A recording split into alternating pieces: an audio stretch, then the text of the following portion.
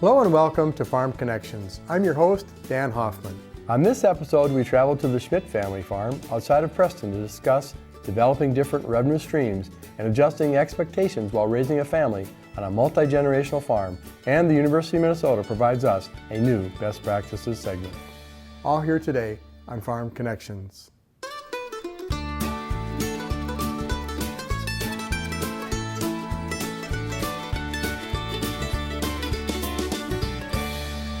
Welcome to Farm Connections with your host, Dan Hoffman.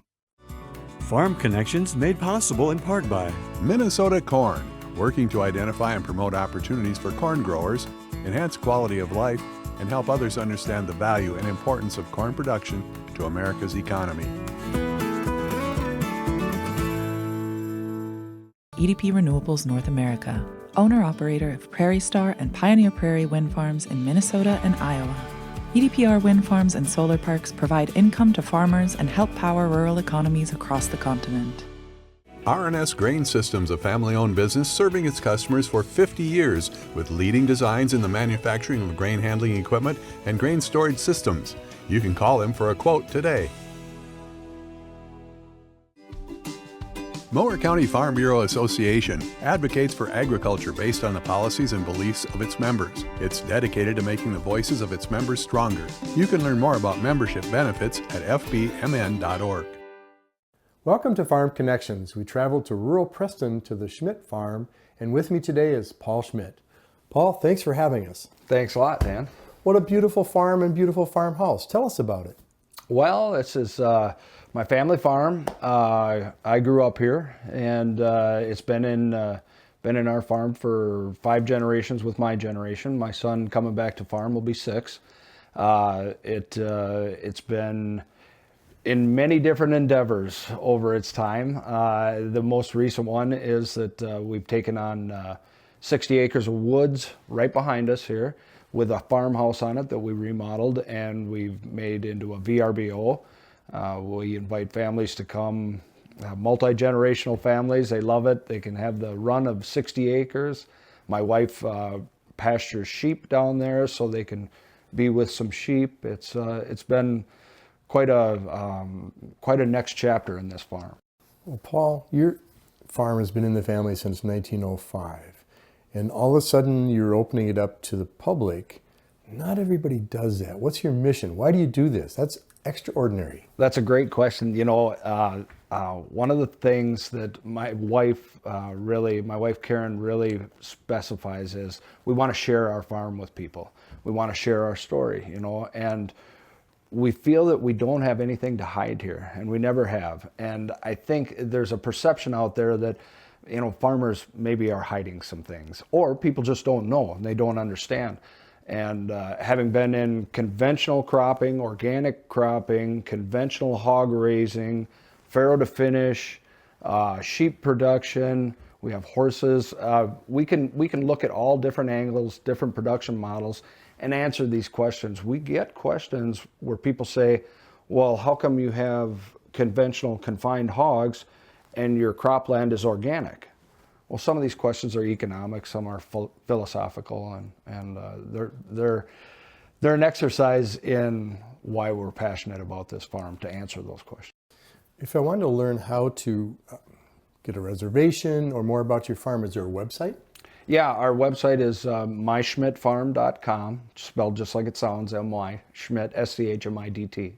And that's the website. There's a link on there to our Facebook page and a link on there to the VRBO reservations. Paul, most farmers are so busy doing their own bit of farming and they don't always open up the farm and sometimes don't want to. You're exceptional in that you're opening up your farm, you're opening up your business. What do you hope that someone experiences when they come to your farm and stay for a while?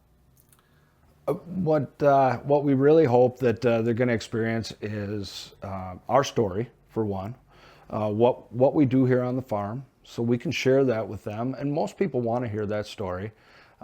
We also really hope that they enjoy the solitude offered here, because it's one of the brightest nights you're ever going to see. There's no light pollution here. There's no sound pollution.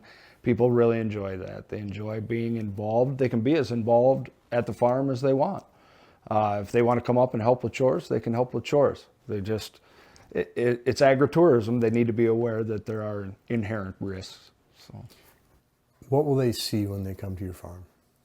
when they come to our farm, if they're here during harvest time for garlic, they might see us harvest 85,000 cloves of garlic. If they're here during asparagus season, they might see us pick 10,000 plants of asparagus every morning. If they're here when Karen is shearing her sheep, they might see some sheep shearing. But the sheep are rotationally grazed down at the VRBO house. So they'll be basically immersed with the sheep. The sheep are their livestock. My wife comes down there once or twice a day to check on the sheep. So, but they can experience those types of things, and really a lot of conversation. Awesome. Those beautiful nights with stars can't be bought some places, right? That's right, that's right. What's a person's average stay? 2 nights, 3 nights, a week? I would say typically it's 3 nights to a full week. And most people who stay 3 nights say, I wish we could have stayed longer, or next time we'll stay longer. We just couldn't experience it enough. And they come with plans to see Forestville State Park, Mystery Cave, Niagara Cave, go tubing on the Root River, and a lot of times they don't leave the VRBO property. How special is that? And that Forestville State Park is unique in itself, in the cave. And of course, this area is what you call driftless in your website. Talk about that and what karst means, if you would. Yeah, you bet. The driftless area is really the edge of the glaciation. It's where the glaciers thawed and basically eroded our area. So the soil's very thin here, and it's all embedded with limestone underneath. And that limestone, by nature of the water passing through it, creates crevices, caves, those types of things. So the trout streams around here, and a lot of them start right behind us in Forestville Park, are spring fed. They're very cold, and there's a lot of native population of trout. It's a very sensitive area though. So I mean, throughout the years, spreading manure has been a big concern of ours. Fertilizing proper quantities of fertilizer. We don't want it to run off. There's utilization of our management techniques to really protect this ground. Naturally so. You live here, you work here, you raised your family here, right? Mm-hmm. And you drink the water from the well. That's right, yeah. So if there's anybody that has a vested interest in this being area protected, it's probably farmers like you. Absolutely, yeah. You've gone through a lot of transition. We talked a little bit before we get on the camera about high school days. Mm-hmm. What was happening at that time? You were already the 5th generation at that point? Yeah, I was. And my father had 120 sows, farrow to finish here. He had a few beef cattle too, and ran about between 600 and 700 acres. Hay, small grain, and corn. And I don't think he was doing soybeans at that time, but that'll come later, so I helped him a lot with that. When I came back to the farm after going to college and working off the farm, we still had those 120 sows, but after a couple of years we could see that we needed to expand. The couple of years after gave me good experience in artificial insemination of sows, and those things were just taken off, but so were items like PRRS. And there were some real struggles in the hog business after that. What year was that? 96. And then came some very unprofitable hog prices, 9 cents when it should be many multiples of that. Right. Did that form any paths going forward that were different than what you thought when you graduated from college? When I graduated from college, I really didn't have a clear vision of what I wanted to do, so I took a job working for Menards and worked there for 5 years in the management program, and great job, no complaints there, but I guess always in the back of my head I wanted to be back here. So when we came back and realized there wasn't enough income for 2 families, then we expanded, put up some confinement buildings and took ownership of the hogs in 97, and by 98 we were broke. So with that crash in the hog prices, even with a guaranteed contract from Hormel, we still we couldn't cover production, and we were maxed out on our operating line. So through some very trying times, by 99, I was running contract production in all the facilities out here, and my father had stepped back from that. He was crop farming with me, and then started to build a beef herd, and we rebuilt our machinery inventory and started over again. So You're very resourceful, tough, and resilient if you went through 9-cent pork. yeah, it was trying times. Let's put it that way. Yeah, For sure. You mentioned working in industry. What towns did you work in? I worked in Maplewood up in the Twin Cities and down in Savage, and then I worked out in Milwaukee as well. Those bright city lights didn't keep you? No, they didn't. But I'm glad my father did not allow me to come right back and farm. He said, you need to get off the farm and learn about some other aspects of life, you know, be it business or whatever. I have a business marketing degree, and put that to use. And yeah, it was great. I mean, I always say it was the best road trip I took, the last trip from Milwaukee back to here when I moved back. Just loved it. By then, you had clarity of thinking and knew where you wanted to be. Absolutely, yes. All of that experience, and you mentioned Karen. Where did she enter your life? So I met Karen in college, and we've been a fixture since 1989. And she moved up to the Twin Cities and then out to Milwaukee with me. And she told me at one point that she always knew that I wanted to come back farming, even if I didn't know it. So she was, you know, very, very accepting to the fact that we were going to move back here eventually. Did she grow up nearby? She is from Anamosa, Iowa. Yeah, and we met at Waverly, Iowa, and Wartburg College. So, but she's a degreed social worker, licensed social worker, has worked in long-term care most of her career. And right now she's just a farmer, and she works a part-time job down at the state park here. And hopefully when you say just, you mean only a farmer. Right. Very special, and some off-farm income, but not very much. So it makes you very unique, really, because it is very difficult to generate enough income on a farm to sustain a family and a business. You know, one of the things that there's been kind of an ebb and flow to that philosophy, and one of the things that you needed to specialize was part of the reason we built the confinement barns back in the late 90s. You needed to specialize in hog production in order to take care of take advantage of the economies of scale. And this farm had never been run that way. It had always been diversification was self-insurance. And we found that out the hard way, that the specialization didn't work in this case. And we've gone back to more of a diversified model, and it's treating us quite well. You know, if you can pick up $5,000 here, $10,000 here, $20,000 here, suddenly you've covered what could be an off-farm income, and you've basically built an asset base. And then once you've got an asset base built, then then there's some security. And of course, you know, in agriculture, with the cycles of economics and commodities and all kinds of things, it also is timing. Absolutely, yeah. Timing is luck, right? It's being prepared and being lucky, you know. You might have done exactly the right thing at exactly the wrong time. Absolutely, yeah. You sound like you're someone that's steeped in education, learning, progression, and maybe even data. Have you used any programs to help you in managing the farm? Yeah, you know, when I came back in '94 to do kind of a starting generational plan, we worked with Riverland Tech Farm Business Management instructor, and I've been with that instructor since 1994. Awesome. So it's really been a good relationship. He knows our farm. We know him well. I know his tendencies. He knows mine, which is good too. You don't live on an island or in a silo. There's a lot of things we have to figure out when we're farming. That's right. It looks like you're doing really well at it. You've included the family. Anyone besides Karen?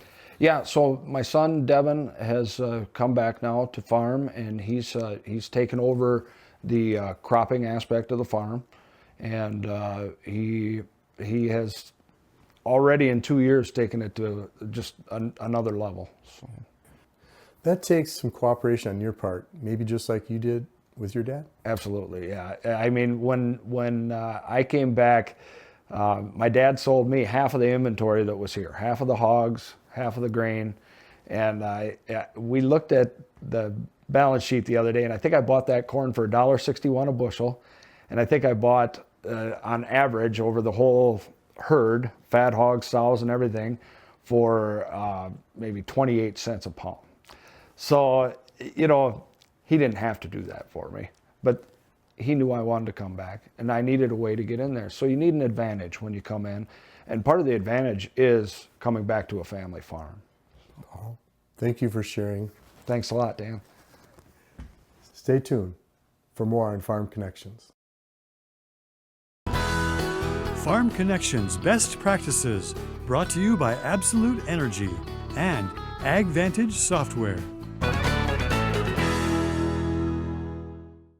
Plant tissue sampling is one tool in the toolbox to help you diagnose nutrient deficiencies within your field. My name is Daniel Kaiser, Extension Nutrient Management Specialist with the University of Minnesota.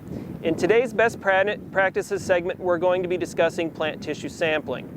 When I go out and sample in the field, what I like to remember is the where, the when, and the how of plant tissue sampling. First is the where. It's important to have a plan of where to collect samples within your field. A few areas to avoid are areas where the plants may be diseased or dying, areas of the field with too much or too little water, and also areas of the field close to the road that may be affected by dust and debris blowing off a gravel road.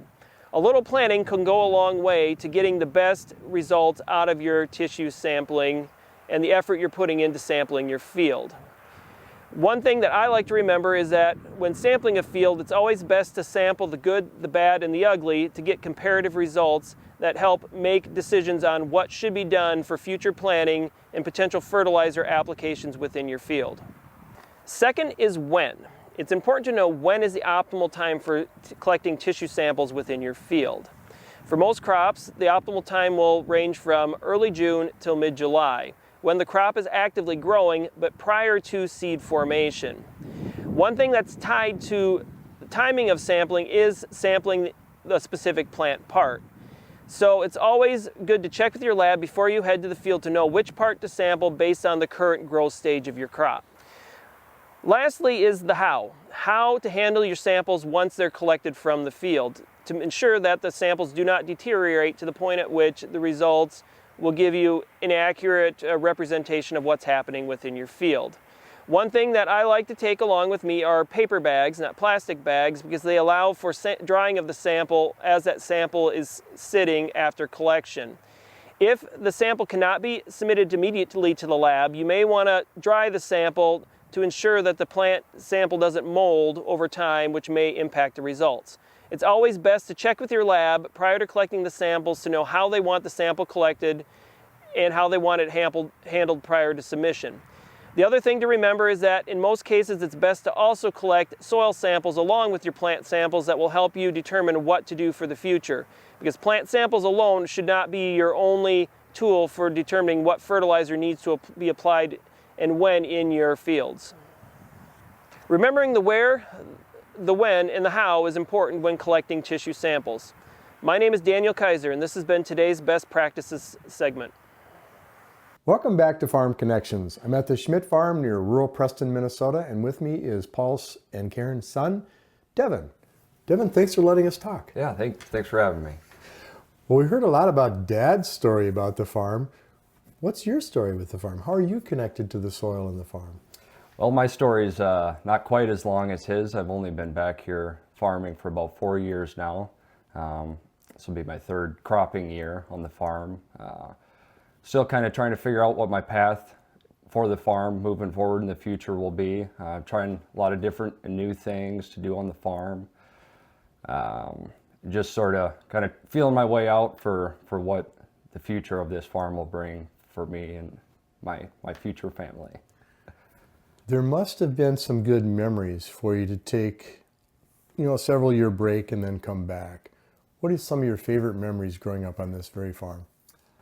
There's a lot of very intense labor growing up, and unlike most people, I actually really enjoyed that, and the freedom of not having a boss standing over top you or a business that you're working for is really enticed me to come back to farm, and just the free lifestyle of being out here. I think there's in my opinion not a better way to grow up as a kid on a farm.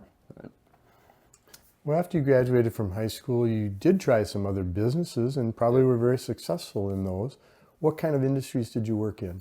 So I was in the automotive aftermarket industry. I worked my way up through company and got into store management, and was working my way up into corporate management, and it got a little worn out on that environment. It wasn't.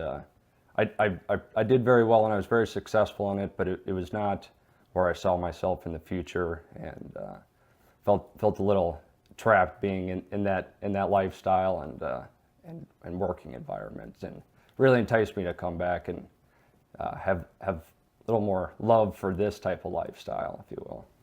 Certainly a good launching pad for going into a self-employed career like farming. Absolutely, yeah. I learned a lot about business management in that time away from the farm, and I think it really gave me a good advantage coming back and taking over. Good. Do you think every farm family welcomes back their children into the farm? I couldn't tell you. I don't. They should. I think it's very important for family farms to continue to stay alive and keep as many of them as we can. There's been so much consolidation in the agricultural industry in the last 20 years. There's less farms every single day that we're losing. The big farms are getting bigger and the small farms are getting smaller and going away, and I think it'd be nice to see a change in that, Of course, many of our farm organizations delve into that consolidation, including our Attorney General in the state of Minnesota. Why do you think consolidation is perhaps harmful? I believe it's harmful because it really makes kind of the lifestyle that our country was kind of built around impossible. To have a small farm where you have your handful of hogs and cattle and your chickens and your small crops, and eat your own homegrown food and make a living off your small amount of acres is just becoming increasingly difficult in this market that we have with that large amount of consolidation in the industry. It's very difficult to be profitable at a small scale unless if you're extremely diversified and productive with your operation. Some might say that consolidation leads to poor prices for farmers. In other words, a consolidated industry doesn't have to pay a fair price. Have you thought about that at all? I think about that a lot. The government has really pushed for corn and soybeans to be the main crops that our farmers produce, and go ahead and look at the prices right now, and it's very much reflected that the overproduction from farmers being pushed to grow those two main cash crops, and that's what's made it a lot more difficult for the smaller farmers to struggle, is to compete with the larger farmers with the lower commodity prices. So since you came back to the farm, have you specialized in any aspect of the farm? I wouldn't necessarily say so. I'm really working on becoming educated still in the different farming systems and finding out what my niche will be. But my main crops right now are corn, and I'm going to try growing soybeans the next year, and hay and the garlic, and finding out how to be successful in growing those crops is a long road to go down. So, can you tell us about your work in any specialty crops? Yeah, so I am involved with the garlic and the asparagus here on the farm, and I've got a lot of interest in moving into the cannabis industry in the future. If the government will allow us to do so, the local and state, there's quite a wall there to get through to get into that industry, but I'm very interested in moving into that. I think that would be a great addition onto our farm, and I have quite a passion for that. So Sounds like you're always looking for opportunities. absolutely, have to. Sometimes it's challenging working with family. You seem to be doing that well, and Dad seems to appreciate, and Mom, you being here. Yeah. What are some special things you've done to make that work well? Well, you have to learn to keep your distance when you need to. Working with your family, it can be hard seeing the same people every single day of your life, and you just have to learn to be patient with your family and force yourself to maintain a good working relationship and family relationship with them. It's very hard for a lot of people, but we've done a good job at it, and we all work together very well. Again, thank you so much for sharing with Farm Connections. Yeah, thank you. Well, that just about does it here for today's episode of Farm Connections. I'm Dan Hoffman. Thank you for joining us.